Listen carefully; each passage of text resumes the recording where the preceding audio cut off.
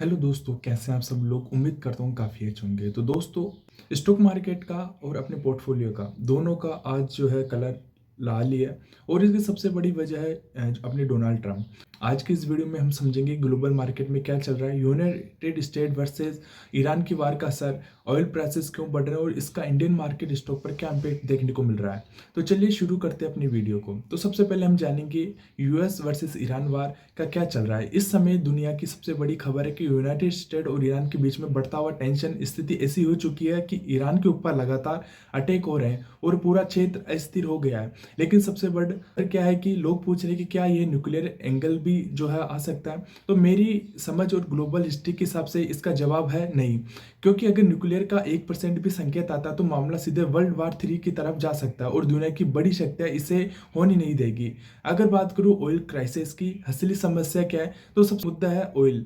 Iran के पास बेहद महत्वपूर्ण समुद्री रास्ता है, स्ट्रेट्स ऑफ हार्मस। दुनिया का लगभग 20% तेल इसी रास्ते से गुजरता है, लेकिन अभी हालात ऐसे हैं कि जहाज निकल नहीं रहे हैं। इंश्योरेंस कंपनी कवर देने से मना कर रही है और सप्लाई रुकने से क्रूड ऑयल की कीमतें तेजी से बढ़ रही है। इंडिया पर इसका कितना असर देखने को मिलेगा, तो इंडिया पर हर दिन लगभग 5 मिलियन बैरल ऑयल इंपोर्ट करता है। अगर ऑयल की कीमतों में $40 से $50 प्रति बैरल की बढ़ोतरी हो गई तो भारत रोज लगभग $200 मिलियन अतिरिक्त खर्च करना पड़ सकता है। अगर यही स्थिति 30 दिन तक चलती है तो इसका असर अरबों डॉलर तक पहुंच सकता है। और याद रखिए, इसका असर सिर्फ पेट्रोल तक सीमित नहीं रहेगा। जब ऑयल महंगा होता है तो ट्रांसपोर्ट महंगा, प्रोडक्शन महंगा, हर चीज कीमती महंगी। यहाँ तक कि आपको जल्द ही एसी, टीवी, फ्रिज जैसे इलेक्ट्रॉनिक भी महंगे होते देखने को मिल सकते हैं। अब बात करें कि गोल्ड क्यों नहीं बढ़ रहा।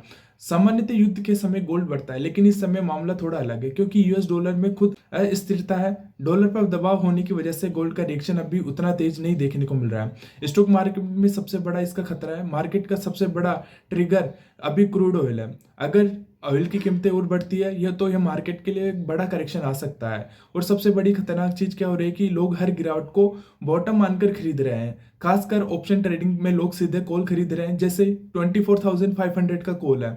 यह पूरी तरह से होप ट्रेडिंग है और ऐसे समय में यह बहुत खतरनाक हो सकता है। अब बात करें कि इन्वेस्टर को क्या करना चाहिए। अगर आप एसआईपी कर रहे हैं तो बिल्कुल सही कर रहे हैं। इतिहास बताता है कि जब भी वॉर के समय एसआईपी जारी रहती है तो 6 से 12 महीने बाद रिटर्न पॉजिटिव होता है।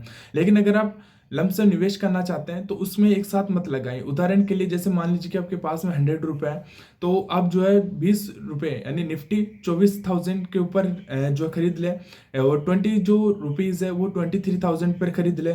फिर जो है 20,000 जो 20 रुपीज़ है वो 22,000 पे खरीदे। फिर 20 रुपीज़ को 21,000 पे रखे एंड 20 को उससे नीचे करें। यानी पैसा स्टेप बाय स्टेप लगाइए एंड उसको थोड़ा डाउन के अंदर लगाइए। रिएक्शन आने वाला है। तो अब बहुत लोग पूछ रहे हैं कि इससे क्या डिस्कशन आ सकता है। तो अभी ऐसा कहना बहुत जो है जल्दी होगा, क्योंकि भारत की अर्थव्यवस्था के हिसाब से ये इम्पैक्ट अभी भी बहुत बड़ा नहीं है। लेकिन एक जरूरी चीज है कि दुनिया एनर्जी क्राइसिस में बहुत करीब पहुंच चुकी है।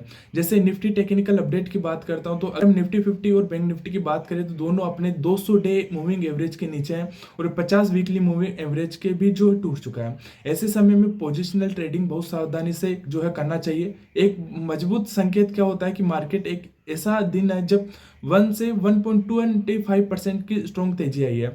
वह दिन आप पहला संकेत होगा कि शायद मार्केट में शॉर्ट टर्म बॉटम बनाना शुरू कर दिया है। अगर ओवरऑल कंक्लूजन निकालता हूं तो अभी का मार्केट पूरी तरह से अनिश्चितता में वॉट चल रही है। ऑयल महंगा हो रहा है, ग्लोबल मार्केट कमजोर है। ऐसे समय में एसआईपी जारी रखे, लमसम को हिस्सों में निवेश करें और भावनाओं से ट्रेड ना करें।